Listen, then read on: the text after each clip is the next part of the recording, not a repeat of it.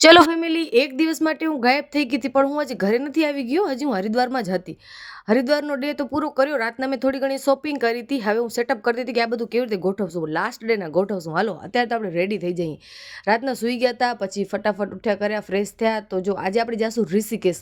હવે ઋષિકેશ તમને બધાને ખબર જ છે કે એકદમ બેસ્ટ જગ્યા છે. તો ત્યાં જવા માટે આપણે એકદમ મેન્ટલી પ્રિપેર થઈ રહ્યા છીએ. કઈ કઈ જગ્યાને એક્સપ્લોર કરશું, જેમ કે ત્યાં કને નીલકંઠ મહાદેવ છે, જે બહુ જ ઊંચાઈ ઉપર છે. અને એમાં કારણે ઠંડી પણ એકદમ હતી. તો જો ઋષિકેશના રસ્તામાં અમે થોડા ઘણા ક્લિપો બીપો લીધી, થોડાક ફોટોસ ક્લિક કરાવ્યા. એકદમ બેસ્ટ જગ્યા હતી.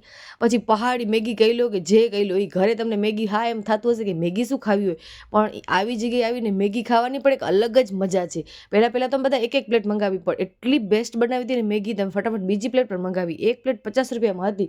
પછી અમે મસ્કા બન લીધો હતો. હવે મસ્કા બન તમે કહેશો દિયા રોજીદારનું કેમ આટલો બધો ટેસ્ટી લાગે? યાર ચાય સાથે મજા આવી જાય છે. મસ્કા બન રોજ આખા દિવસમાં એકાદો કમે તો ઉલારી જ જાય છે મસ્કા બન. અને આ જગ્યા ઉપર જમવાની એટલી મજા આવી ગઈ છે. હાલો હવે વિડીયો નનકો છે, હમણાં જ લઈને આવું છું બીજો વિડીયો.